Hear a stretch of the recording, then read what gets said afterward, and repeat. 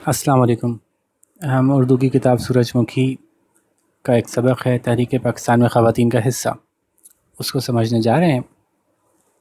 اچھا جی، اس کو سمجھنے سے پہلے ایک دو باتیں سمجھ لیجئے کہ تحریک پاکستان ایک ایسی سچویشن میں تھی جس زمانے کے حساب سے چیپٹر لکھا گیا ہے کہ انگریزوں کا وہاں پہ ہندوستان پہ قبضہ ہو چکا تھا، اور مسلمانوں نے بہت دیر میں جاگے مسلمان انگریزوں کو کے قبضے کی آہستہ آہستہ جو جیسے جیسے ان کا قبضہ بڑھتا گیا تو مسلمان آہستہ آہستہ جاگنا شروع ہوئے، اور انہوں نے پہلے مسلمان حکمرانوں نے جو ہے وہ کوشش کی کہ وہ ان سے جنگ کریں انگریزوں سے اور نجات حاصل کر سکیں، لیکن اس وقت تک مسلمان اتنے کمزور ہو چکے تھے کہ وہ ان کو اس جنگ میں کوئی نتیجہ حاصل نہ ہو سکا، اور آخرکار تقریباً پورے ہندوستان میں جو ہے وہ انگریزوں نے قبضہ کر لیا۔ تو ایسی جدوجہد جس کے اندر کے لڑائی کر کے، جہاد کر کے، جنگ کر کے آزادی حاصل کی جا سکتی تھی، اس کا آہستہ آہستہ امکان ختم ہوتا چلا گیا، اور اس کے بعد کئی دفعہ کوششیں کی گئیں لیکن وہ کوششیں کامیاب نہ ہو سکیں۔ اچھا، اس دوران یہ بھی پتہ چلتا گیا کہ انگریز جو ہیں پوری دنیا میں ہی ان کا قبضہ ہے جگہ جگہ پہ، اور آہستہ آہستہ مختلف جنگوں کی وجہ سے وہ کچھ کمزور سے ہوتے جا رہے ہیں، اور ان کو بالآخرکار بہت سی جگہوں سے قبضہ چھوڑنا پڑے گا۔ تو یہ بات معلوم ہونے کے بعد یہ سمجھ میں آیا کہ اگر ہم کوئی ایسی جد و جہد کریں جس میں کہ ہم ان کو قائل کر لیں اس بات پہ کہ ہمیں بھی آپ چھوڑ دیں جی، تو اس حوالے سے کام کرنے والے جو ہیں وہ آہستہ آہستہ آگے آنا شروع ہوئے۔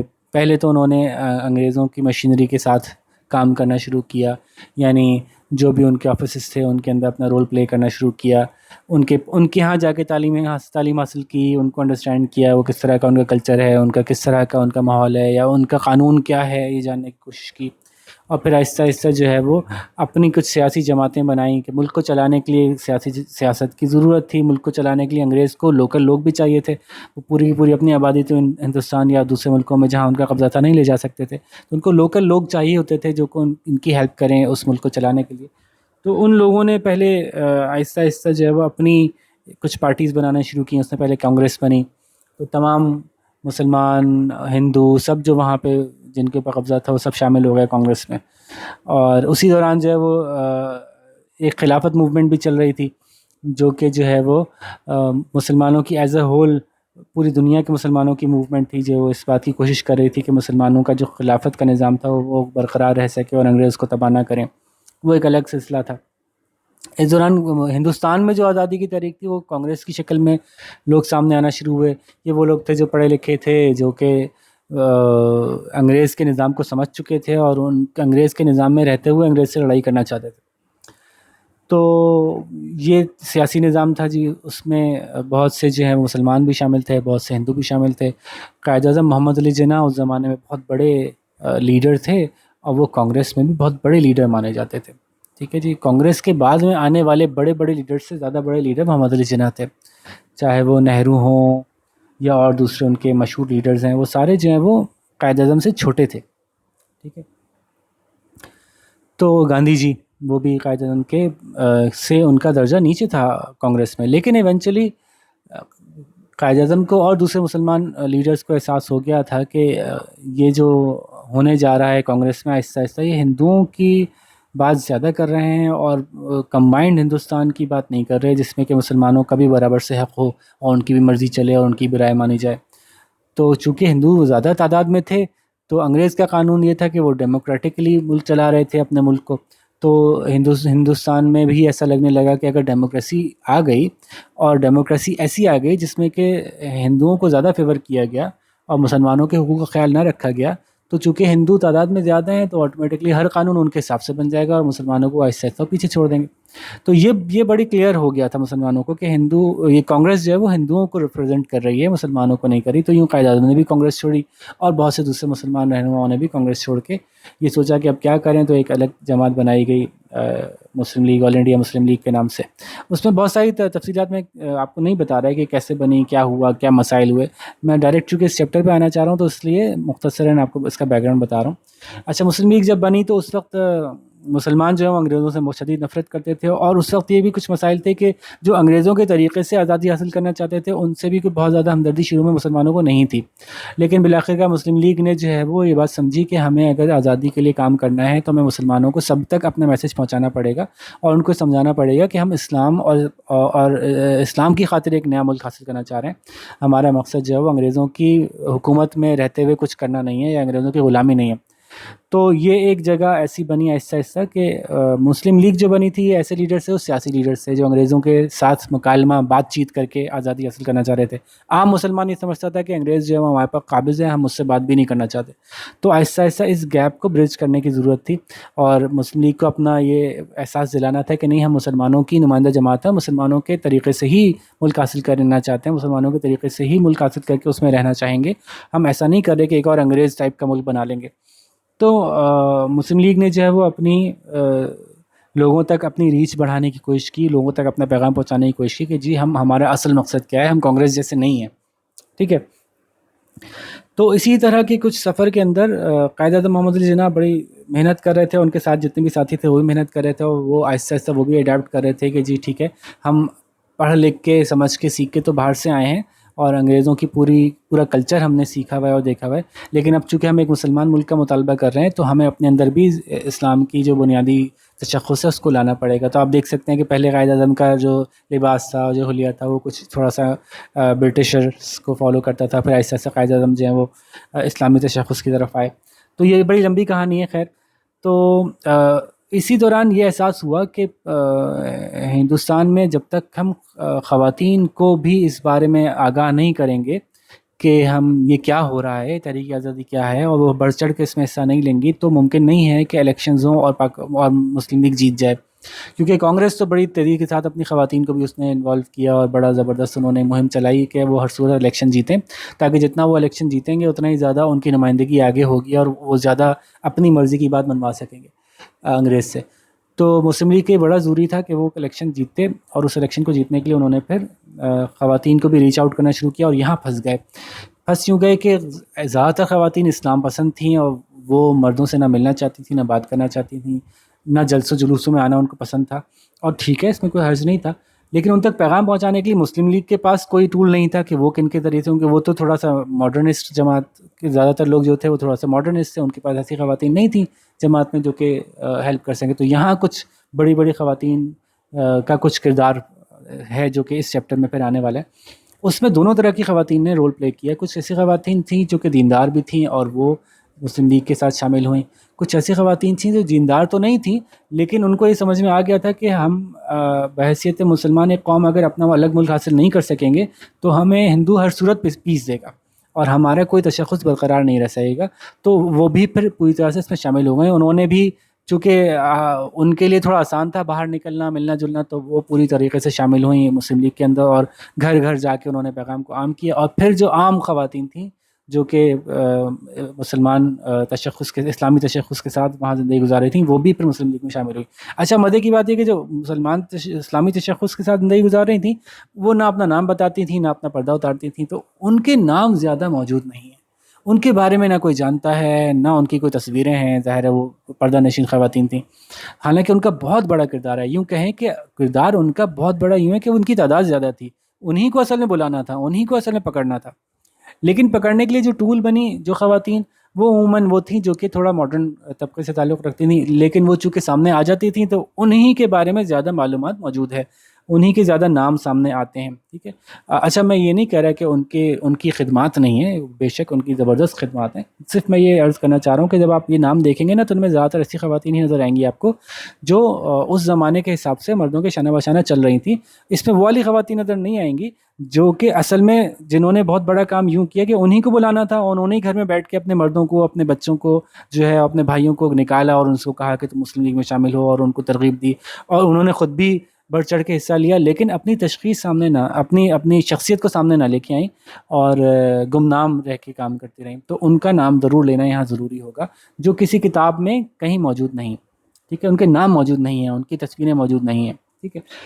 تو یہ تمام باتیں بیک گراؤنڈ میں آپ کو سمجھاتے ہوئے ہم آگے چلتے ہیں، اور یہ بھی ذہن میں رکھیں کہ اللہ تعالیٰ جب کسی سے کوئی کام کروانا چاہتے ہیں تو اللہ تعالیٰ کے لیے اللہ تعالیٰ جس سے چاہتے ہیں وہ کام کروا لیتے ہیں. اللہ تعالیٰ جو ہے وہ جیسے وہی نا کہ اگر دنیا کو بجلی پہنچانی ہے تو بجلی اللہ تعالیٰ ضروری نہیں ہے کہ مسلمان ہی بجلی بنائے گا اور بڑا متقی پرہیزگار بندہ ہی بجلی بنائے گا. اللہ تعالیٰ کو بجلی دنیا میں موجود کروانی ہے تو بجلی بن جائے گی, ہے نا. اللہ تعالیٰ کو بلب بنوانا ہے تو بلب بن جائے گا. ضروری نہیں ہے کہ ہر دنیا کا اچھا کام ایک اچھا پکا مسلمان ہی کرے. دنیا کے جو چلنے والے کام ہیں وہ اللہ تعالیٰ کبھی کسی سے لیتے ہیں, کبھی کسی سے لیتے ہیں, کبھی کسی سے لیتے ہیں. کبھی کوئی جہاز بناتا ہے, کبھی کوئی مسلمان کو ایجاد کر دیتا ہے, کبھی کوئی غیر مسلم کو ایجاد کر دیتا ہے. تو ایجاد کر لینا یا دنیا میں کوئی ایسا بڑا نئی چیز سامنے لے آنا, یہ اس بات کی ضمانت نہیں ہے کہ آپ اللہ کے بہت ہی پسندیدہ لوگ ہیں. اللہ تعالیٰ نے دنیا کے چلنے کا ایک نظام بنایا ہوا ہے, ایک تقدیر لکھی ہوئی ہے. دنیا نے ایسے ہی آگے بڑھنا ہے. پہلے دنیا میں یہ ہوگا, پھر یہ ہوگا, پھر یہ ہوگا, پھر یہ ہوگا. تو وہ کرنے کے لیے کبھی اللہ تعالیٰ مسلمانوں سے کام لیتے ہیں, کبھی غیر مسلموں سے کام لیتے ہیں. تو اس بات سے یہ ثابت نہیں ہوگا کہ وہ غیر مسلم بہت متقی اور پرہیزگار ہیں, وہ زیادہ اللہ کے قریب ہیں اور زیادہ پسندیدہ ہیں اور ہم نہیں ہیں. کیونکہ ہم نے بلب ایجاد نہیں کیا تو ہم اللہ سے بڑا, اللہ ہم سے بہت ناراض ہیں اور اللہ ان سے زیادہ راضی ہیں کہ ان سے ایجاد کروا دیا. ایسا نہیں ہے, بلکہ اللہ تعالیٰ نے یہ ایک تقدیر میں اسی طرح سے ڈیزائن کیا ہوا ہے کہ کچھ کام وہ ان سے لیں گے, کچھ کام وہ ہم سے لیں گے. اور یہ سب کے سب امتحان ہیں کہ کبھی ہم دنیاوی طور پہ اوپر جائیں گے اور وہ دنیاوی طور پہ نیچے آ جائیں گے اور ہم سے ایجادات بھی ہوں گی. تو یہ ہمارا امتحان ہوگا کہ ہم اللہ تعالیٰ کا شکر کیسے ادا کرتے ہیں. کبھی وہ اوپر جائیں گے اور ہم نیچے آ جائیں گے تو ہمارا امتحان ہوگا کہ ہم صبر کیسے کرتے ہیں. ٹھیک ہے, تو یہ تمام کے تمام معاملات امتحان کے ہی ہیں کہ کبھی کسی کا کبھی کوئی اوپر ہوگا, کبھی کوئی نیچے ہوگا. تو اسی طرح سے جب اللہ تعالیٰ چاہتے ہیں تو جس سے چاہتے ہیں جو کردار ادا کروا لیتے ہیں اور وہ جس طرف چاہے اس کا نتیجہ نکل دے. خواتین زیادہ تر جو آپ کو یہاں پہ سامنے ملیں گی وہ شاید بہت زیادہ دیندار نہیں تھیں, لیکن ان سے کام اللہ تعالیٰ نے کیا زبردست لے لیا کہ ایک اسلامی ریاست وجود میں آ گئی جس کی بنیاد اسلام کی اوپر پڑی. تو یہ ایک بہت بڑا زبردست کام تھا جو کہ دین کی خدمت کا کام بھی ہو گیا, ہے نا بھائی. تو یوں اس کا ہم نے ایک تھوڑا سا انٹروڈکشن آپ کو دیا. اب شروع کرتے ہیں پڑھنا. قیام پاکستان کے سفر میں لمبے قد, باوقار شخصیت, آنکھوں میں سنجیدگی کی حامل محترمہ فاطمہ جناح اپنے بھائی قائد اعظم جناح کے شانہ بشانہ کھڑی نظر آتی ہیں. اچھا, فاطمہ جناح کے بارے میں تو کیا کہیں, ان کے بارے میں تو زیادہ بات کرنے کی ضرورت ہی نہیں, کیونکہ وہ ہر جگہ قائد اعظم کے ساتھ نظر آتی ہیں. قائد اعظم کی پرسنل زندگی تھوڑی سی ڈسٹرب ہوئی اور وہ اپنے بچوں کو زیادہ ٹائم نہ دے سکے اور کچھ اختلافات بھی ہوئے, کیونکہ قائد اعظم مکمل اسلامی تشخص کی طرف جا رہے تھے اور ان کی فیملی پوری ایسی نہیں تھی. تو قائد اعظم نے ان کو چھوڑا کہ نہیں بھائی, اگر میں پاکستان کا لیڈر بننا جا رہا ہوں تو پھر مجھے بحیثیت لیڈر ویسا ہی نظر آنا چاہیے, ویسے ہی کردار میرا ہونا چاہیے, ویسے ہی مجھے چلنا پھرنا چاہیے جیسے کہ اس قوم کے لیڈر کو ہونا چاہیے.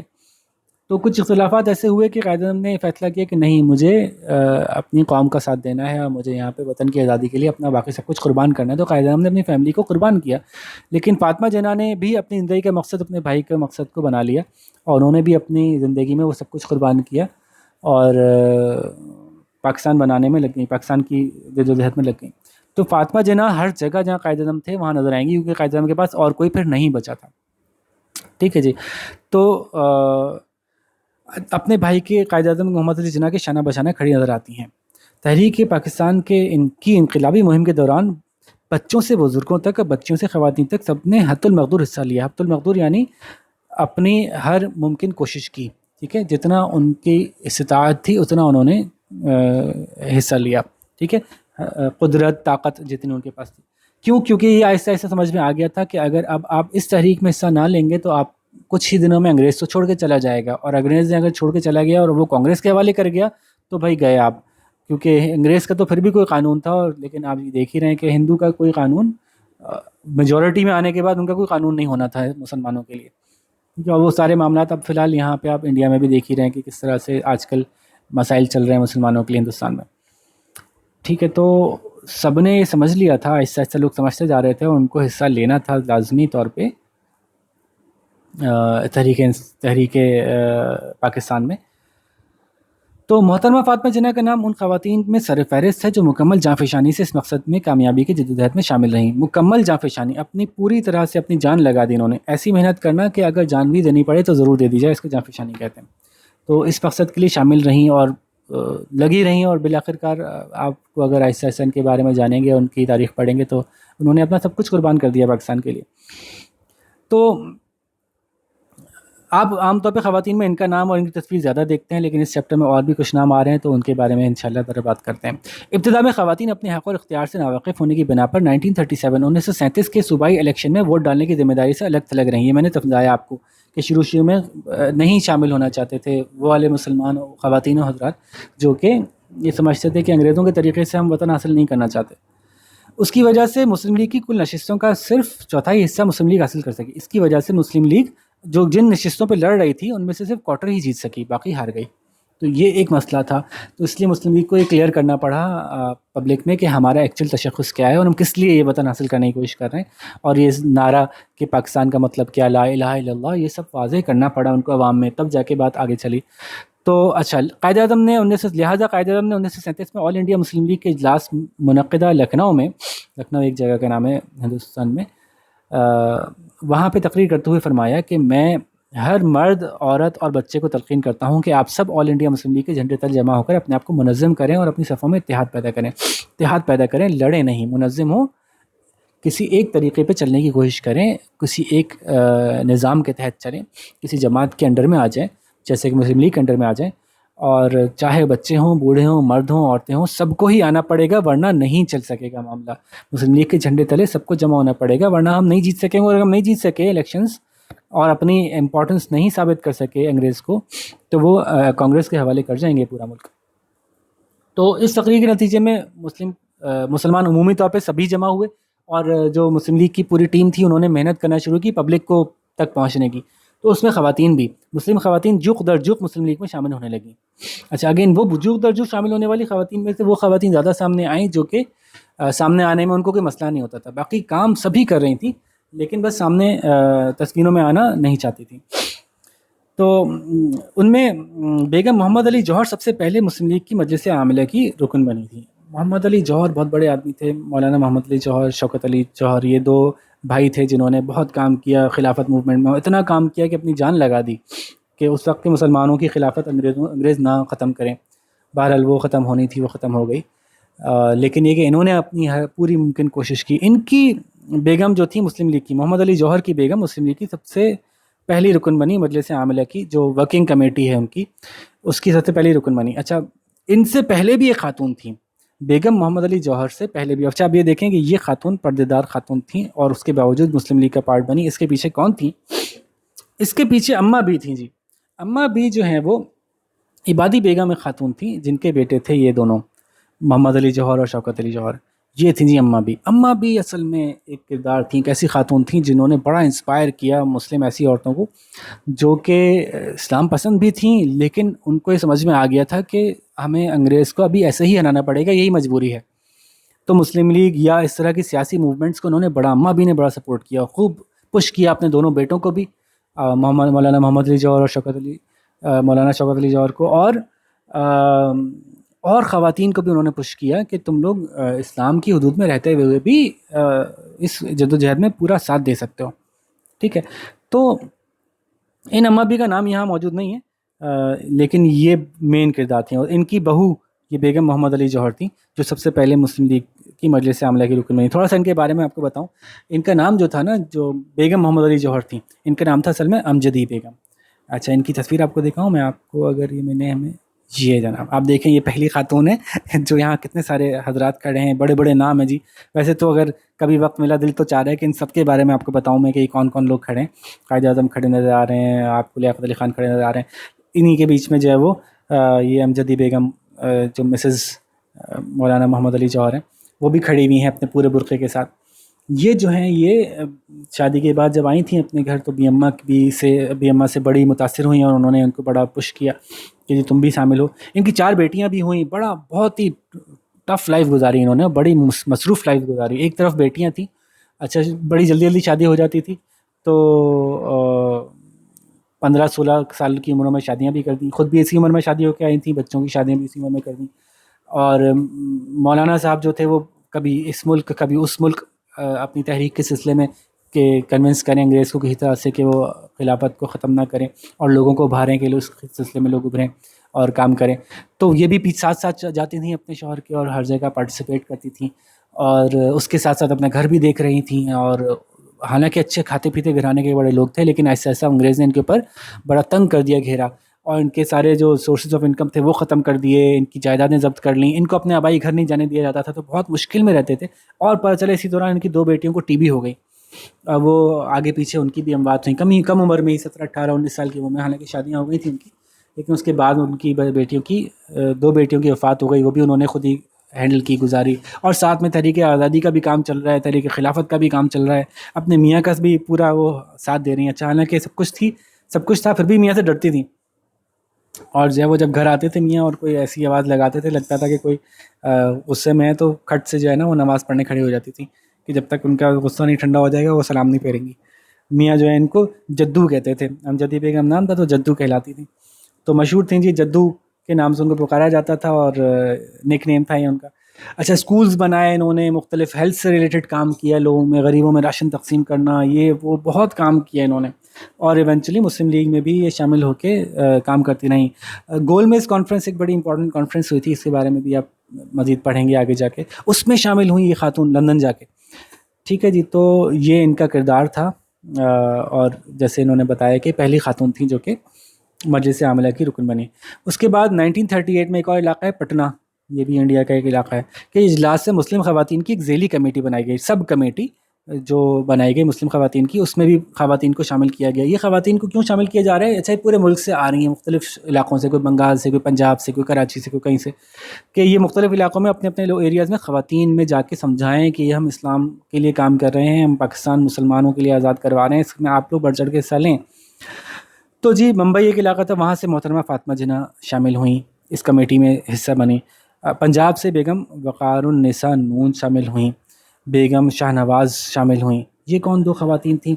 اچھا پہلے تصویر دکھاتا ہوں میں آپ کو، یہ بیگم وقار النساء نون کی. اب آپ دیکھیے کیسے مزے مزے کی ان کی کہانیاں ہیں، کیسے کیسے لوگ تھے جو پاکستان کی تحریک آزادی میں اللہ نے شامل کروا دیے تھے، کہاں کہاں سے نکل کے آ گئے. وقار النساء نون جو تھیں یہ ایک بہت بڑے سیاستدان تھے، فیروز خان نون ان کی بیگم تھیں، اور جو آگے جا کے پاکستان کے وزیر اعظم بھی بنے. فیروز خان نون یہ 7ویں وزیر اعظم تھے پاکستان کے. یہ تھے جو نا یہ سیاستدان شروع سے تھے، یعنی شروع سے مسلم لیگ کا پارٹ نہیں تھے فیروز خان نون، شروع سے یہ اعلیٰ تعلیم یافتہ تھے. انہوں نے انگلینڈ میں جا کے پڑھائی کی، وہیں حکومت میں ملازمت کر لی، انگریزوں کے ملازم ہو گئے، انگریزوں کو سپورٹ کرتے رہے، اور وہاں کا جو وزیر اعظم تھا چرچل اس کو سپورٹ کیا انہوں نے. بہت سی جگہ پہ مسلمانوں کا ساتھ نہیں بھی دیا شروع میں انہوں نے، اور انگریزوں کو بڑا کانفیڈنس ہوا ان کے اوپر کہ بھائی یہ تو ہمیں بڑا ساتھ دے رہے ہیں، یہ بڑا زبردست آدمی ہے.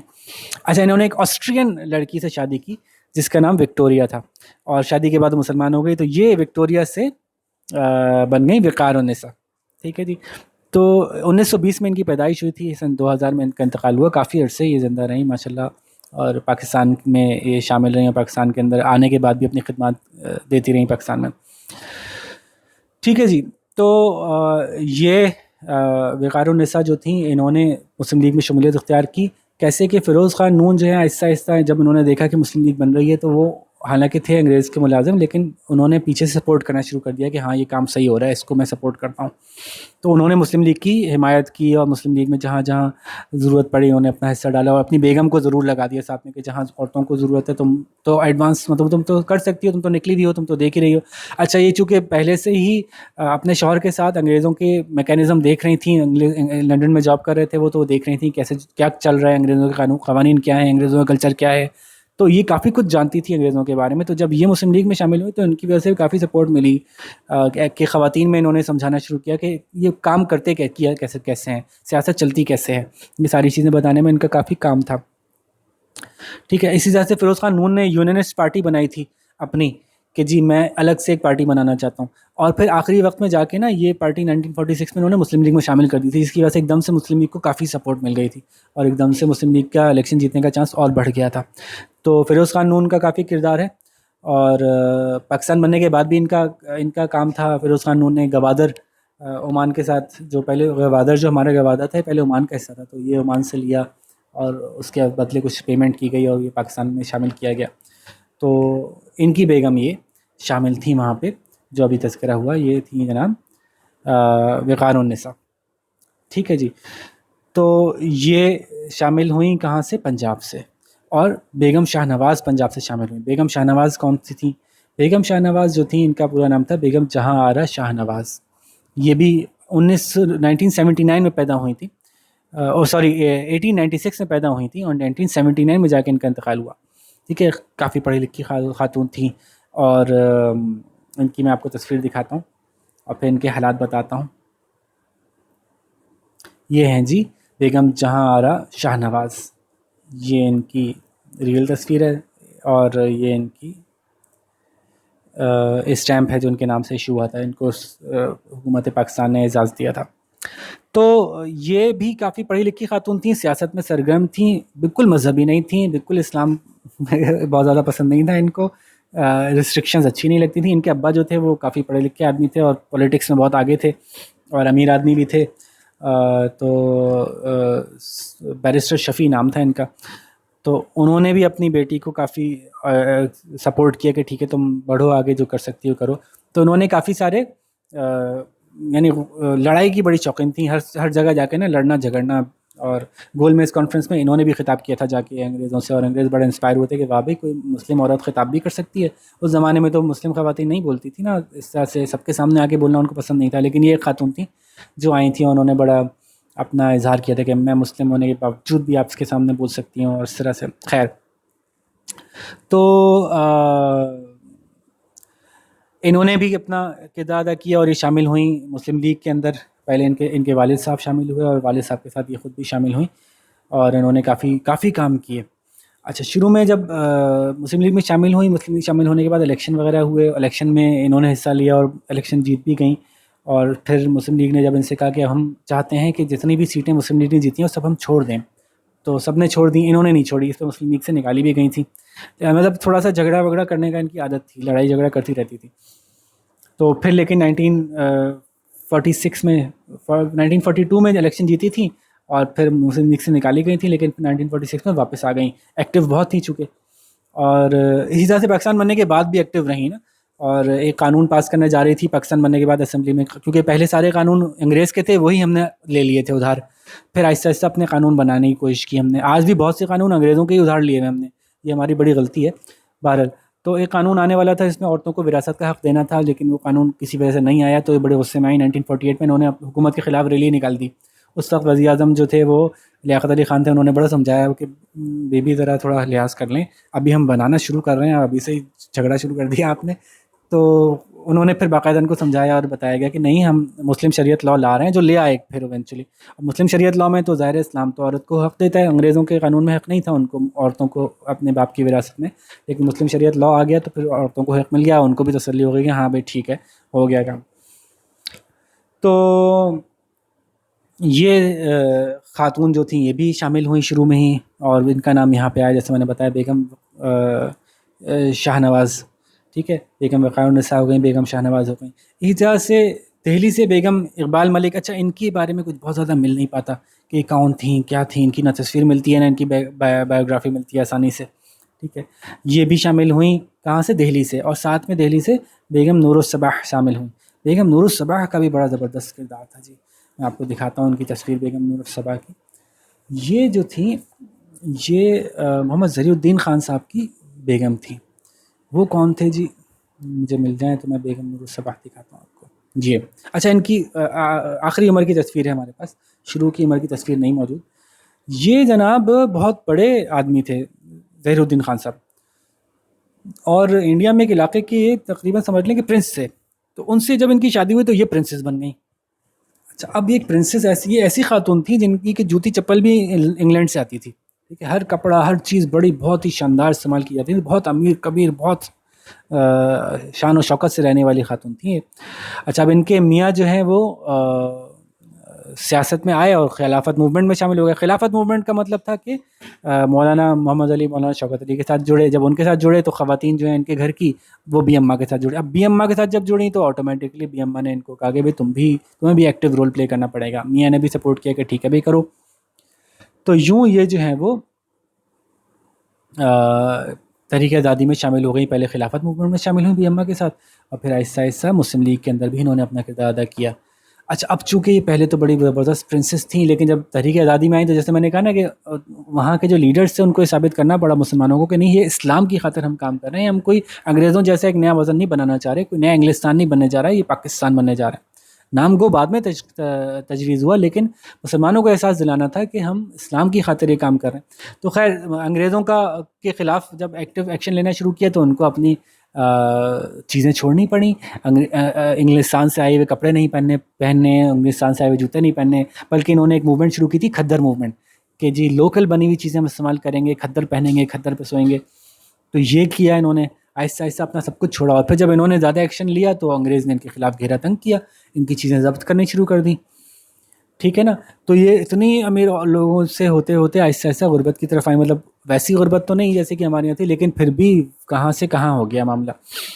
تو 1937 میں مسلم لیگ میں آئی تھیں، اور دہلی کی مسلم لیگ کی دہلی، مطلب ہر جماعت جو ہے وہ مختلف شہروں کے حساب سے اپنے آپ کو آرگنائز کرتی ہے نا، تو مسلم لیگ کا جو دہلی کا چیپٹر تھا اس کی صدر بن گئی تھی 1945 میں، اور پاکستان ہونے کے بعد بھی سرگرم رہیں، کافی ایکشن میں رہیں، کافی کوشش کرتی رہیں، ملک میں سیاست میں حصہ لیتی رہیں۔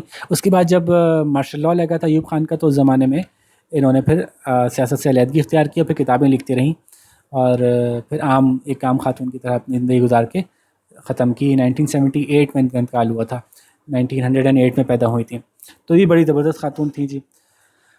تو یہ ایک نام آیا، میں نے ان کے بارے میں آپ کو بتایا۔ اور جناب سندھ سے بیگم عبداللہ ہارون منتخب کی گئیں۔ بیگم عبداللہ ہارون کون تھیں؟ چونکہ عبداللہ ہارون بہت بڑے صاحب تھے، وہ خود سیاست میں آئے تو آٹومیٹکلی بیگم ان کی آ گئیں۔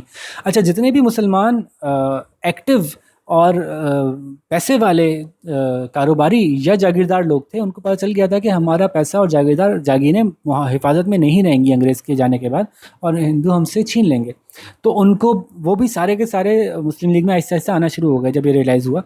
تو اسی طرح سے عبداللہ ہارون جو ہیں وہ کراچی کے بہت بڑے تاجر تھے، جن کی شروعات جو تھی بڑی زبردست تھی۔ عبداللہ ہارون کا اگر آپ کو پتا ہو کہ یہ سائیکل کے میکینک تھے، اور جو وہ چارانے ان کی تنخواہ تھی، یا جو اجرت ملتی تھی ان کو، اس پہ سائیکل بنایا کرتے تھے، اور بچپن میں ان کے والد کا انتقال ہو گیا تھا، اور آہستہ آہستہ انہوں نے خود محنت کی، اور محنت کرتے کرتے کاروبار شروع کیا۔ 24 سال کی عمر میں بہت بڑا کاروبار انہوں نے سیٹ اپ کر لیا، اور باقاعدہ یہ کاروبار کس کا کیا؟ انہوں نے چینی کا کاروبار کیا عبداللہ ہارون نے، اور شوگر کنگ کہلائے جانے لگے۔ لیکن اگین جب انہوں نے دیکھا کہ کاروبار کتنا بڑا بھی کر لیں، اگر حکومت ہمارے خلاف ہو جائے گی تو ہم کچھ نہ کر سکیں گے، سب کچھ ضبط ہو جائے گا، تو انہوں نے بھی اپنی بھی جماعت بنائی ایک کراچی میں اور سندھ میں، اور مسلم لیگ کو بھی جوائن کیا۔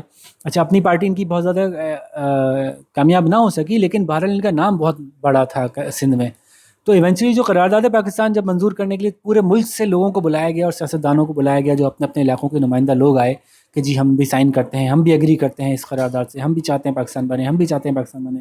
تو قرارداد پاکستان جب منظور کرنے کے لیے لوگوں کو بلایا گیا، ہر علاقے سے اس کے بڑے بڑے لوگوں کو، تو سندھ سے جو ہے وہ عبداللہ ہارون صاحب آئے تھے، اور انہوں نے سندھ کی طرف سے سائن کیے تھے، اتنے بڑے آدمی تھے۔ تو ان کی بیگم بھی ساتھ ساتھ ان کے لگی رہیں، جو پہلے پاکستان کی نہیں تھیں، یہ بھی کہیں باہر سے آئی تھیں، شاید غالباً ایران کی طرف سے آئی تھیں، لیکن ایونچولی انہوں نے، اچھا بیگم عبداللہ ہارون کی تصویر نہیں دکھائی میں نے آپ کو، بیگم عبداللہ ہارون یہ ہیں جی۔ تو یہ بھی تحریک پاکستان میں اپنا انہوں نے کردار ادا کیا، اور جہاں جہاں ان کے ہسبینڈ جاتے گئے یہ بھی ساتھ میں ان کے ساتھ شامل رہیں۔ تو اس کمیٹی میں جو بنائی گئی اس میں یہ بھی شامل تھی، اور سندھ سے انہوں نے ریپرزینٹ کیا۔ ان کا کام، ان کی ڈیوٹی کیا تھی کہ سندھ میں موجود خواتین کو یہ پیغام پہنچائیں کہ مسلم لیگ کیا کرنے جا رہی ہے، ٹھیک ہے جی۔ اچھا جی، اور آگے چلتے ہیں۔ تو یہ ایک بڑی میجر کمیٹی تھی، بڑے بڑے لوگ، بڑے بڑی خواتین، بڑے بڑے سیاستدانوں کی بیگمات اس میں شامل ہوئے، انہوں نے پھیلایا دور دور تک مسلم لیگ کا پیغام۔ اس کے علاوہ بھی کچھ نام انہوں نے یہاں پہ دیے ہیں کہ ان خواتین کا بھی کردار بڑا امپورٹنٹ تھا۔ کون کون جی؟ بیگم رانا لیاقت علی خان، قائد اعظم کے بعد پاکستان کے پرائم منسٹر لیاقت علی خان بنے، تو وہی انہوں نے سنبھالا۔ قائد اعظم تو گورنر جنرل تھے، ان کی جو پرائم منسٹر تھے وہ لیاقت علی خان تھے۔ لیاقت علی خان کی بیگم رانا لیاقت علی خان، ان کا بھی بڑا کام تھا، بڑا کردار تھا، خاص طور پہ قائد اعظم کے ساتھ، لیاقت علی خان کے ساتھ انہوں نے مسلمانوں کی خواتین تک پہنچنے میں ان کو بہت ہیلپ کی۔ کیوں ہیلپ کی، کیسے ہیلپ کر سکی ہیں، یہ بڑی مزیدار کہانی ہے ان کی نا، رانا لیاقت علی خان کی۔ ذرا میں آپ کو ان کی بنی ہوئی، یہ لیفٹ سائڈ پہ بنی ہوئی تو ہیں رانا لیاقت علی خان، میں ان کی آپ کو ریئل تصویر بھی دکھا دیتا ہوں، ہوپ فلی میرے پاس ابھی آ رہی ہوگی۔ یہ ہیں جی رانا لیاقت علی خان۔ رانا لیاقت علی خان کی کہانی بڑی انٹرسٹنگ ہے۔ یہ جو ہے نا، یہ پہلے ایک ایسی فیملی سے تعلق رکھتی تھی جو پہلے کسی زمانے میں، یعنی جب سمجھ لیں کہ جس دور میں یہ پیدا ہوئی تھیں اس سے کوئی 100-150 سال پہلے یہ ہندو تھے جس فیملی میں یہ پیدا ہوئیں، اور اس کے بعد یہ فیملی انگریزوں کے آنے کے بعد کرسچن ہو گئی تھی، اچھا جب کرسچن ہو گئی تو ان کو کافی مراحت ملی اور انگریزوں نے ان کو کافی سپورٹ کیا، تو ان کے گھر کے سب لوگوں کو نوکریاں ملی، پڑھنا لکھنا شروع ہو گئے، بچے پڑھ رہے ہیں، یہ خاتون جو تھیں بچیاں پڑھ رہی ہیں، اور جناب پڑھتے پڑھتے یہ اتنی پڑھ گئیں کہ جناب یہ ڈبل ایم ایس سی کر لیا انہوں نے اکانومکس میں اور سوشیولوجی میں۔ اس زمانے میں اکانومکس میں ماسٹرز کرنا بڑی بات تھی، تو یہ خوب زبردست پڑھ لکھ کے آگے چلی گئی۔ ان کا نام بڑا مزیدار سا نام تھا، ان کا نام تھا شیلا آئرین۔ تو شیلا پڑھ لکھ کے جو ہے وہ دہلی میں پروفیسر لگیں اور وہاں پہ اکنامکس پڑھاتی تھیں۔ وہاں اتفاق سے لیاقت علی خان بیرسٹر تھے، وہ اتفاق سے اس کالج میں ایک لیکچر دینے آئے 1931 میں، تو ان کا جو انداز اور ان کا طریقہ کار انہوں نے دیکھا، ان کو لیاقت علی خان پسند آ گیا، لیاقت علی خان کو یہ پسند آئی، تو انہوں نے پھر اسلام قبول کیا اور لیاقت علی خان سے شادی کر لی۔ اچھا جی، اور پھر لیاقت علی خان سے بچے بھی ہوئے۔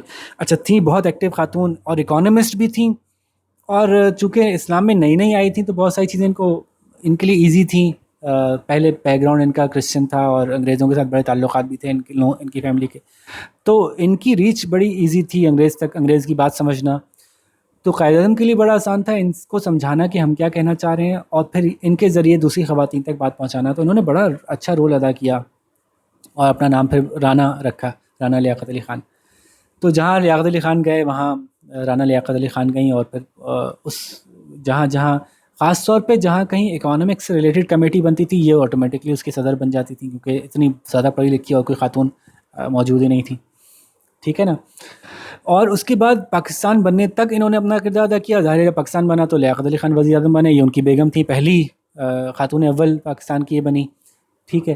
اس کے بعد لیاقت علی خان کو شہید کر دیا گیا، لیکن پھر بھی انہوں نے اپنا کردار ادا کرتی رہیں، چونکہ اگین پڑھی لکھی بہت زیادہ تھیں اور انگریز کا کلچر دیکھا ہوا تھا اور ان سے ڈیل کرنا جانتی تھیں، تو یہ مختلف ملکوں میں سفیر لگیں، بہت سے ملکوں میں ان کو سفیر کے طور پہ بھیجا گیا۔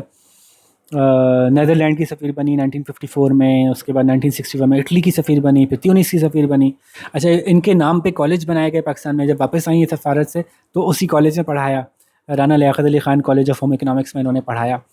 اور پاکستان میں بہت سے ادارے بنائے، جیسے کہ اپوا بنایا پاکستان میں انہوں نے، اس کے آل پاکستان وومن ایسوسی ایشن، یہ عورتوں کے حقوق کے لیے کام کرتا ہے جی۔ اسی طرح سے اس زمانے میں ایک پولیٹیشین بنے ذوالفقار علی بھٹو، ان کا ساتھ دیا انہوں نے اور کوشش کی کہ پاکستان کا سیاسی نظام مضبوط ہو سکے، اور ذوالفقار علی بھٹو نے ان کی کوششوں، ان کی جو بھی خدمات تھیں اس کے سلسلے میں ان کو سندھ کا گورنر بنایا، ٹھیک ہے، یہ خاتون گورنر سندھ کی بنی۔ اسی طرح سے کراچی یونیورسٹی کی پہلی چانسلر یہ بنی، ٹھیک ہے۔ تو ان کے بڑے ان کے نام کے ساتھ نا بڑے چیزیں موجود ہیں۔ تو رانا لیاقت علی، لیکن دیکھیے شروعات کہاں سے ہوئی تھی، شیلا آئرین پنت سے جو ہے وہ رانا لیاقت علی، اور پھر پاکستان کے کتنے سارے کاموں میں انہوں نے ان کی سے کام لیا گیا، ٹھیک ہے نا۔ تو یہ ان کی بڑی انٹرسٹنگ سی کہانی تھی۔ اچھا اسی طرح سے اور بھی کچھ نام ہے، میں اگر آپ کو بتاؤں مجھے مل جائے تو میں آپ کو ہیلپ کرتا ہوں۔ لیڈی عبدالقادر ایک امپورٹنٹ نام ہے، لیکن اگین ان کے نہ تصویر ملتی ہے نہ ان کی بایوگرافی ملتی ہے۔ بیگم سلمہ تصدق حسین، اچھا جی، یہ بھی ایک بڑا زبردست کردار تھیں۔ یہ پنجاب سے آئی تھیں، جیسے میں نے کہا نا کہ قائد اعظم نے کوشش کی کہ ایسی کمیٹیز بنائیں، ایسے لوگوں کو شامل کریں جو مختلف علاقوں سے شامل ہو جائیں، تاکہ ہر علاقے میں اپنے اپنے طور پہ کام کرتی رہیں۔ تو سلمہ تصدق حسین گجرانوالہ میں پیدا ہوئی تھیں، لیکن پنجاب اور لاہور میں انہوں نے زیادہ کام کیا۔ اچھا بہت پڑھی لکھی تھیں اور ایکٹیو تھیں، بہت تیز خاتون تھیں۔ سلمہ تصدق حسین کی تصویر دیکھتے ہیں کہ اگر ہمیں ملتی ہے سلمہ تصدق حسین، جی جناب، سلمہ تصدق حسین جو ہیں بہت ایکٹیو خاتون تھیں، یہ تھیں، اور انہوں نے جو ہے وہ پڑھی لکھی بھی تھیں اور لکھنے لکھانے کی بہت شوقین تھیں، نظمیں لکھتی تھیں، کہانیاں کتابیں لکھتی تھیں، اخباروں میں لکھتی تھیں، اور لوگوں تک ان کی ریچ اتنی تھی کہ لوگ ان کو جانتے تھے، لاہور کے لوگ ان کو اچھی طرح جانتے تھے، اور اتنا جانتے تھے کہ جب یہ الیکشن میں کھڑے ہوئیں تو بڑی میجورٹی سے الیکشن جیتی۔ اچھا اسی طرح سے ایکٹیو خاتون ہونے کا مطلب یہ میں یہ کہنا چاہ رہا ہوں کہ وہ نہ صرف سیاست میں ایکٹیو تھی بلکہ جہاں بھی ضرورت پڑتی تھی وہاں چلی جاتی تھی۔ فار ایگزامپل ایک زمانے میں کوئی کرائسس آئے جس میں کہ فوڈ کا کوئی مسئلہ آ گیا، نہیں شارٹیجز ہونا شروع ہو گئیں، بہت سے لوگ غریب بھوکے مرنے لگے، ان کو کھانا پہنچانا، کہیں کوئی حادثہ ہو گیا تو وہاں طبی امداد کی ٹیمز بنا کے پہنچانا، تو اس طرح کی لوگوں کو مصروف رکھنا اور اپنے ساتھ ملا جلا کے خدمت خلق کے کام کرتے رہنا، اس طرح کے بہت کاموں میں ہی مصروف رہتی تھی۔ تو یہ جناب 1946 میں انہوں نے الیکشن جیتا تھا، تو ان کا بڑا کردار تھا پنجاب میں، بڑا ان کا بڑا مشہور نام تھا، اور یہ بڑی فیمس خاتون تھی پنجاب میں۔ سلمہ تصدق حسین، بیگم شائستہ اکرام اللہ، یہ بھی بڑی مشہور خاتون تھی. میں ان کی تصویر دیکھتا ہوں، ہمارے پاس ہے شائستہ اکرام اللہ کی، تو میں آپ کو دکھاتا ہوں. جی بیگم شائستہ اکرام اللہ. شائستہ اکرام اللہ کون تھیں؟ یہ بھی بڑی پڑھی لکھی خاتون تھیں، ان کو بہت پڑھنے کا شوق تھا. یہ اصل میں اگر آپ جانتے ہو کسی ایک صاحب تھے، ان کا اگر آپ کو نام پتہ ہو، حسن سہروردی. یہ حسن سہروردی کی بیٹی تھی. ٹھیک ہے، تو یہ وہ پہلی خاتون تھی جنہوں نے یونیورسٹی آف لندن سے پی ایچ ڈی حاصل کیا تھا. یہ پہلی مسلمان خاتون جنہوں نے پی ایچ ڈی حاصل کیا. اور خواتین ان کے علاقوں کی تو ہوں گی، مسلمان خواتین میں پہلی تھیں جنہوں نے پی ایچ ڈی کیا. اچھا کیا اردو میں تھا، لیکن بہرحال یہ بھی بڑا ایک کام تھا کہ پی ایچ ڈی حاصل کیا.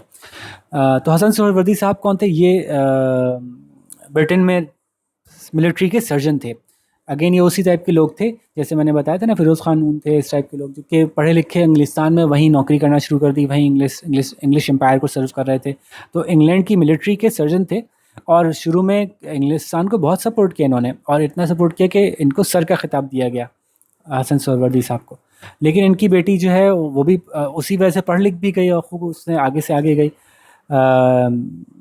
لیکن جب اسلام کی یہ خاص طور پہ تحریک پاکستان شروع ہوئی، تو یہ سارے لوگ آہستہ آہستہ تحریک پاکستان میں شامل ہو گئے. اور ان کو پتا تھا کہ انگریز تو ہمیں لانگ ٹرم سپورٹ نہیں کرے گا، وہ کانگریس کے حوالے کر کے چلا جائے گا ملک، تو پھر ہم کہیں کے نہ رہیں گے. تو اس لیے بھی یہ لوگ بڑا بڑھ چڑھ کے مسلم لیگ میں شامل ہوتے چلے گئے. تو یہ اپنے والد صاحب کے ساتھ ساتھ یہ بھی شامل ہوئیں، اور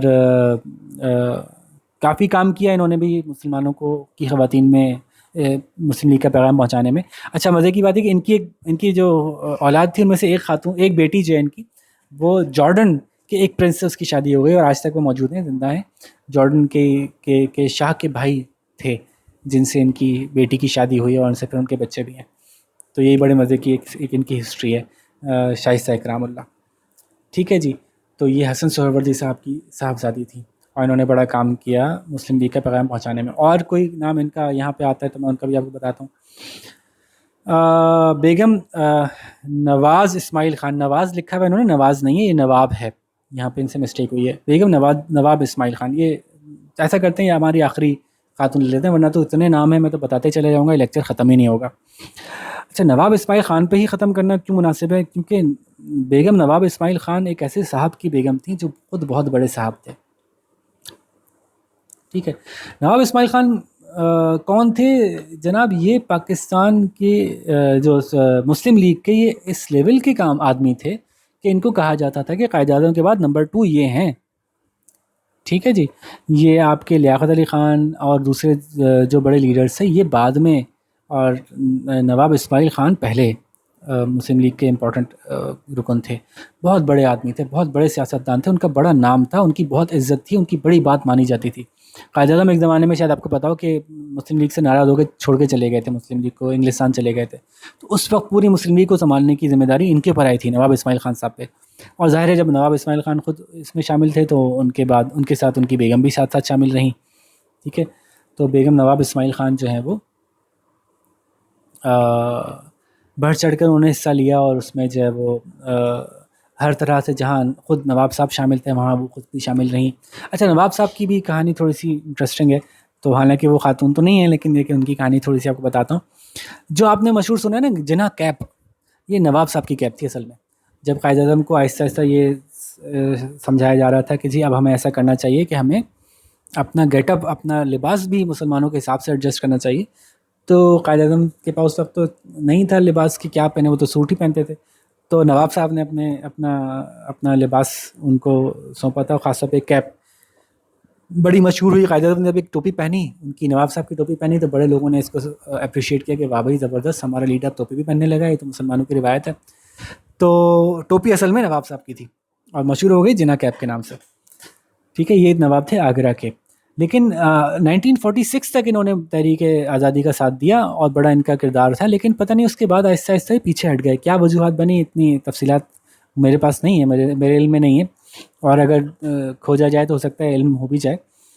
بہرحال لیکن اتنا بتایا کہ اس کے بعد آہستہ آہستہ پیچھے ہٹے، اور جب پاکستان بن گیا تو پاکستان تشریف نہ لائے، اور انڈیا میں ہی مختلف اپنے کام کرتے رہے. اور علی گڑھ یونیورسٹی کو سنبھال لیا وہاں پہ انہوں نے، اور پھر ایونچولی وہیں پہ ان کا 1958 میں انتقال ہو گیا تھا. تو ان کی بیگم تھیں بہرحال یہ جنہوں نے کہ اپنا ہاں ان کی بیگم تھی جنہوں نے جن کا یہاں پہ نام آتا ہے، ٹھیک ہے، نواب اسماعیل خان۔ ٹھیک ہے دوستہ کی بہت سی خواتین اور بھی تھیں، بے تحاشا تھیں، مطلب میں کن کن کا بتاؤں آپ کو، تو میں آگے مزید نہیں بتا رہا۔ فاطمہ بیگم، جیسے فاطمہ یہ بیگم تھیں، یہ جو ہیں وہ یہ بھی پنجاب میں کام کرتی تھیں۔ ان کے ابا کا اخبار تھا اصل میں، تو اس لیے ان کو بڑی اپرچونیٹی ملی لکھنے کی۔ ابا کا اخبار ہو تو آپ جو چاہیں لکھیں وہ چھپے گا نا، تو شروع میں ان کو بڑی اپرچونیٹیز ملی، لیکن بہرحال ایسا نہیں کہ یہ بیکار لکھتی تھیں، بڑا ان کا کام تھا، بڑے لوگ ان کو جانتے تھے۔ فاطمہ بیگم کی بات کر رہا ہوں۔ تو ان کے ابا کے اخبار کا نام تھا پیسہ اخبار۔ پیسہ اخبار یعنی ایک پیسے میں ملتا تھا، اس لیے پیسہ اخبار کے نام سے مشہور ہو گیا تھا۔ تو ان کی شادی جب ہوئی تھی تو شادی کے 2 سال بعد ان کے میاں کا انتقال ہو گیا تھا، پھر یہ واپس پنجاب آ گئی تھیں، اور پھر پوری زندگی انہوں نے اپنی تحریک پاکستان کے نام کر دی تھی۔ تو انہوں نے بھی ماسٹرز کیا تھا پنجاب یونیورسٹی سے، اور خوب لکھتی تھیں عورتوں کو بیدار کرنے کے لیے، اور یہ کہی جاتی ہیں انڈیا میں پہلی خاتون مسلم جرنلسٹ ان کے پاس ایجاد ہے۔ تو اور بھی جیسے میں نے بتایا نا کہ ساری خواتین کے ہی بڑے نام ہیں جی، ایم اصفہانی جو ہیں وہ بھی ان کا بھی کردار تھا، اور سیم قریشی، اور بھی پتہ نہیں کتنے نام ہیں۔ تو بہرحال یہ سارا اسکیچ کھینچنے کا مقصد یہ تھا کہ آپ ان لوگوں کی زندگی کو دیکھیں اور ایسا محسوس کریں کہ لائیو آپ ان لوگوں کو دیکھ رہے ہیں کہ کیا لوگ تھے، کیا کرتے تھے، کیسے انہوں نے جو ہے وہ ہیلپ کی پاکستان کی۔ ان کے علاوہ بھی ہزاروں لاکھوں خواتین اس مہم میں شامل رہیں۔ ان عظیم خواتین کی سرپرستی میں ملک کے کونے کونے میں مسلم لیگ کا پیغام پہنچا۔ اچھا، اور بھی خواتین، جیسے میں بار بار کہہ رہا ہوں، اور بھی عظیم خواتین تھیں، لیکن ان کے نام ہی نہیں آتے، کیونکہ وہ اس بات کو پسند ہی نہیں کر رہی تھیں کہ ان کا نام لیا جائے اور ان کی تصویر سامنے آئے۔ اور یہ تحریک بھی کامیابی سے ہمکنار ہوئی۔ تحریک پاکستان ایک جذبے کا نام تھا۔ اس جذبے نے بچوں سے لے کر بڑوں تک کو اپنے حصار میں لے لیا تھا۔ حصار میں لے لینا یعنی کسی کے ارد گرد چھا جانا، ٹھیک ہے۔ حکومت بناتے وقت انگریز حکومت اور کانگریس کی ملی بھگت سے دھاندلی کی گئی، الیکشن ہوئے اور دھاندلی بھی ہوئی، یعنی مسلمانوں کو ان کا حق نہ دینے کی کوشش کی گئی، اور خواتین کو ان کے کام سے روکا گیا، لیکن پھر بھی انہوں نے ہمت نہ ہاری۔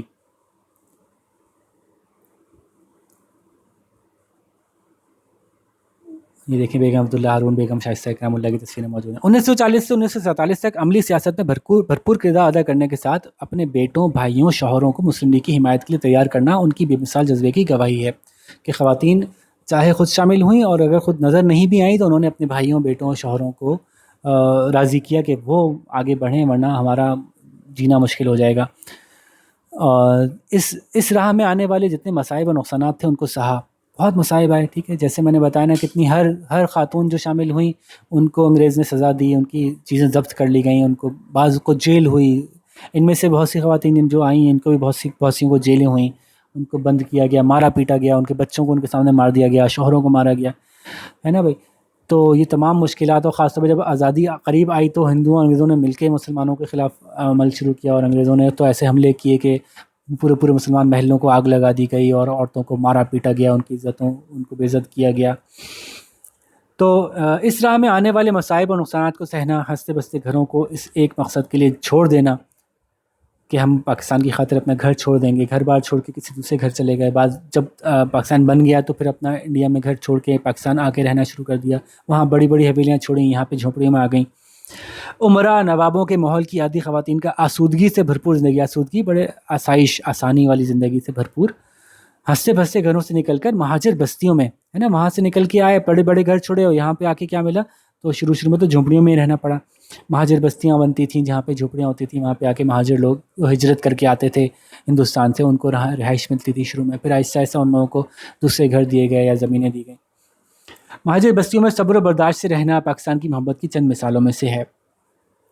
کتنی خواتین کے سہاگ اجڑے، یعنی ان کے شوہر ان کے سامنے مارے گئے اور وہ بیوہ ہوئیں، کتنی ماؤں کے بیٹے ان کے سامنے شہید کیے گئے، کتنی اپنی عزتوں سے محروم ہوئیں، لیکن ان سب پر حاوی ایک پاکستان بنانے کا جذبہ تھا، جہاں مسلمانوں کی حکومت ہو، جہاں بے فکری سے سب اپنے اپنے مذہب پر عمل کر سکیں، جہاں پہ اس بات کی آزادی ہو کہ اگر ہم مسلمان ہیں تو ہمارے پہ کوئی انگلی نہ اٹھے، ہمیں کوئی یہ نہ کہے کہ چونکہ تم مسلمان ہو تو تم ہمارے غلام ہو، تمہیں ویسے رہنا پڑے گا جیسے کہ ہم تمہیں رکھنا چاہتے ہیں۔ اس خواب کی تعبیر ان ماؤں، بیٹیوں اور بہنوں کے خون سے رنگین ہے۔ یقیناً جتنی محنت مسلمان مردوں نے کی اور قربانیاں دیں اور شہید ہوئے، اتنی ہی عورتیں بھی شہید ہوئیں۔ ان کے اس خون کی لاج رکھنے والے اب ہم ہیں۔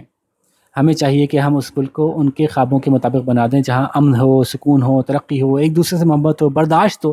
دیکھیں یہ کتنی بڑی امپورٹنٹ لیسن، میں جو لیسن لرن کرتا ہوں نا سب سے امپورٹنٹ وہ یہ ہے کہ کتنی برداشت تھی، کتنے ایسے لوگ تھے جو ایک دوسرے سے ان کا ذہن نہیں ملتا تھا، لیکن اس کے باوجود ایک مقصد کے لیے انہوں نے مل کے کام کیا۔ ٹھیک ہے، کوئی بہت ماڈرن تھا، کوئی بہت مذہبی تھا، کوئی بہت پڑھا لکھا تھا، کوئی کم پڑھا لکھا بھی تھا، لیکن عملی طور پہ میدان میں بہت آگے تھا۔ کوئی سیاست میں آگے تھا، کوئی صحافت میں آگے تھا، کوئی معیشت میں آگے تھا، ہر ایک اپنے ایک الگ ذہن کا انسان تھا، ہر ایک الگ ذہن کے لوگ تھے، لیکن ایک دوسرے کو برداشت کرتے تھے، ایک دوسرے کو سنتے تھے، اور ایک دوسرے کے کام کو اہمیت دیتے تھے کہ ہاں تم نے جو کام کیا وہ اپنی جگہ اہم ہے۔ اب اگر تم بہت مذہبی عورت ہو تو تم کو ہم سائڈ میں نہیں لگا دیں گے کہ نہیں تم مذہبی ہو، تم ہم جیسی نہیں ہو تو ہم تم کو سنتے ہی نہیں ہیں، تمہارا تو نام آنا ہی نہیں چاہیے۔ نہیں، ان لوگوں کی نام بھی ہے جیسے میں نے بتایا نا۔ اور اگر تم مذہبی نہیں ہو تو ہم چونکہ مذہبی ہیں تو ہم تم کو بالکل سائڈ میں لگا دیں گے، نہیں، ایسا بھی نہیں ہے۔ جس کا جتنا کام تھا اس کے کام کو سراہا گیا اور اس کو اس کی امپورٹنس دی گئی۔ تو یہ ایک ایسی جگہ ہونی تھی، آگے بھی ایسا ہی ہونا چاہیے تھا۔ ایسا بہرحال فی الحال آج کل ایسا نہیں ہوتا نا، جس طرح کے لوگ ہوتے ہیں وہ صرف اپنی طرح کے لوگوں کی بات سنتے ہیں اور دوسروں کو بالکل نگلیکٹ کر دیتے ہیں، بالکل زیرو کر دیتے ہیں۔ تو کسی طرح سے ہمارے اندر وہ برداشت آ جائے کہ ہم ایک دوسرے کی بات سن سکیں اور اس کی بات اس کی بات کو وزن کریں، اس کی بات کو تولیں اور پھر اس کو رسپونڈ کریں، بجائے اس سے کہ یہ دیکھیں کہ اس کی شکل کیسی ہے۔ تو اللہ کرے ہم اس نعمت کی قدر کرنے والے بن جائیں، آمین۔ ٹھیک ہے جی، تو یہ چیپٹر ہم نے پڑھا، اس کی جلدی سے دیکھ لیتے ہیں، کوئی ایکسرسائز میں کوئی مشکل ہے تو وہ آپ کے سامنے میں رکھ دیتا ہوں۔ امید ہے مشکل کوئی نہیں ہونے والی، اتنی تفصیل سے جب میں نے چیپٹر سمجھا دیا اس کے بعد بھی آپ کہیں کہ ایکسرسائز میں کچھ سمجھ میں نہ آیا تو پھر تو پٹائی ہونی چاہیے۔ درج ذیل الفاظ کے معنی یہ میں سب آلموسٹ سب بتا چکا ہوں، اس کو اگر کچھ مشکل ہو تو آپ دیکھ سکتے ہیں، ڈکشنری سے دیکھ کے لکھ سکتے ہیں، نہ سمجھ میں آئے تو پوچھ لیجیے گا۔ فل دی بلینک ہیں بہت ایزی ہیں، مختصر سوال کے جواب بھی بہت ایزی ہیں۔ یہ سارے سوالوں کے جواب چیپٹر میں لکھے ہوئے ہیں، تو چیپٹر کو کھول کے دیکھیں گے وہیں سے نظر آ جائیں گے، ٹھیک ہے نا۔ تو اس میں میری مدد کی امید ہے کہ ضرورت نہیں پڑے گی۔ تو جیسے مسلم لیگ کے تحت مسلم خواتین کی ذیلی کمیٹی کب بنائی گئی ہے نا، اس میں کوئی ایسی بات ہی نہیں ہے جس میں کہ آپ کو مجھ سے پوچھنے کی شاید ضرورت پڑے، لیکن پھر بھی اگر ضرورت پڑے تو آپ مجھ سے پوچھ لیجیے گا، میں آپ کو مزید سمجھا دوں گا۔ لیکن پہلے میں یہ چاہوں گا کہ سوالات کے جواب آپ خود کرنے کی کوشش کیا کریں۔ ابھی بڑی کلاس ہے نا، 7th کلاس کے بچے ہیں، تو وہاں کوشش کریں جواب آپ خود لکھیں، پھر اگر نہیں بنے تو میں بتا دوں گا ضرور، کوئی مسئلہ نہیں ہے۔ تفصیلی جواب میں کچھ ہیلپ کر دیتا ہوں کانسیپٹ کلیئر کرنے میں۔ قائد اعظم نے 1937 میں 1937 میں آل انڈیا مسلم لیگ کے اجلاس منعقدہ لکھنؤ میں تقریر کرتے ہوئے کیا فرمایا؟ یہ تو کچھ بتانے کی ضرورت نہیں، وہیں سے کاپی کر لیں۔ مسلم لیگ کی ذیلی کمیٹیوں کے عہدیداروں کے نام، یہ بھی مجھے ضرورت نہیں بتانے کی۔ ان کے متعلقہ شہروں اور صوبوں کے نام، یہ بھی بتانے کی ضرورت نہیں، سب چیپٹر میں لکھا ہوا تھا۔ تحریک پاکستان کے لیے کام کرنے والی خواتین کے جذبے کی گواہی کی چند مثالیں پیش کیجیے۔ میں نے اتنا بتا دیا، اب آپ اس میں سے لے لیجیے گا کہ انہوں نے کیا کیا قربانیاں دیں، کیا کیا چھوڑا ہے نا، ان میں سے کسی کے بھی ایک کیس اٹھا کے یا 2 کا کیس اٹھا کے آپ بتا سکتے ہیں۔ اس نظم کے آخری پیراگراف کو اپنے الفاظ میں وضاحت اور مثال کے ساتھ تحریر کیجیے۔ آخری پیراگراف میں کیا باتیں ہوئی تھیں ذرا دیکھ لیتے ہیں ایک نظر جلدی سے۔ آخری پیراگراف میں جو ہے وہ کتنی خواتین کے سہاگ گزرے، کتنی ماؤں کے بیٹے ان کے سامنے شہید کیے گئے، یہ والا پیراگراف ہے جہاں ان کی قربانیوں کا ذکر ہو رہا ہے۔ تو یہ آپ نے دوبارہ لکھنا ہے، لیکن آپ نے ان کے الفاظ استعمال نہیں کرنے، اپنے الفاظ استعمال کرنے ہیں اور کچھ مثالیں بھی پیش کرنی ہیں۔ اچھا، وہ مثالیں چاہیں تو جیسے میں نے پیچھے بتائیں ان میں سے لے لیں، لیکن زیادہ اچھا ہے کہ آپ وہ مثالیں اپنے بڑوں سے پوچھیں، ٹھیک ہے۔ آپ کے گھر میں جو بڑے ہیں ان سے پوچھیں کہ جی ایسی کچھ مثالیں ہمیں بتائیں جہاں پہ کہ خواتین نے بڑی قربانیاں دیں، ان کے بیٹے شہید کیے گئے، ان کے شوہر ان کے شہید ہوئے، ٹھیک ہے، یا انہوں نے اپنے گھر بار چھوڑے۔ اس کی مثالیں ہر گھر میں موجود ہیں، آپ کی دادا دادی، آپ کے نانا نانی، آپ کے والدین کے بڑے بزرگ آپ کو ضرور اس میں بہت کچھ بتا سکتے ہیں۔ تو میں چاہوں گا کہ یہ آپ اپنی طرف سے لکھیں اور پھر ان سے بھی پوچھیں۔ اچھا، آگے بھی ایک سوال ہے جو شاید ایسا آ رہا ہے، اپنے بزرگ رشتہ داروں سے پاکستان بننے میں ہونے والی مشکلات کے واقعات سنیے، خواہ انہوں نے ہجرت کی ہو یا پہلے سے یہاں رہتے ہوں۔ اس زمانے کے حالات و واقعات پوچھ کر قلم بند کیجیے، یعنی لکھیے اور پھر سنائیے۔ تو یہ بھی کریے جی، کوئی کسی اپنے ایک تو ہم نے پچھلے والے سوال میں کیا تھا نا کہ ان خواتین کا کیا کردار تھا، اس کے بارے میں آپ نے لکھا، ان کی قربانیوں کے بارے میں بتایا۔ ایک ہے کہ کسی اپنے بزرگ سے پوچھ کے واقعہ لکھنا ہے کہ انہوں نے کیا سیکھا اور انہوں نے کیا قربانیاں دیں اور وہ کیسے پاکستان آئے یا پاکستان میں پہلے سے موجود تھے تو انہوں نے کیا مسائل دیکھے۔ تو یہ بھی پوچھ کے لکھیں، بڑا مزیدار انٹرسٹنگ ٹاپک ہے اور انشاءاللہ یہ کرنے میں آپ کو بھی بہت مزہ آئے گا اور گھر والوں کو بھی اچھا لگے گا۔ اور چاہیں تو یہ پوری ویڈیو آپ گھر والوں کو سنوائیں کہ ہو سکتا ہے ان کو بھی سن کے بہت مزہ آئے، اس میں بہت سی انٹرسٹنگ باتیں اس زمانے کے لوگوں کے بارے میں کی گئی ہے۔ تو ہوپ فلی یہاں تک آپ کو بات سمجھ میں آئی ہوگی، امید ہے کوئی مسئلہ ہوگا تو آپ مجھ سے پوچھ لیجیے گا، امید ہے ساری باتیں کلیئر ہو گئی ہوں گی۔ اور انشاءاللہ اب اگلے ٹاپک پہ ملتے ہیں. السلام علیکم.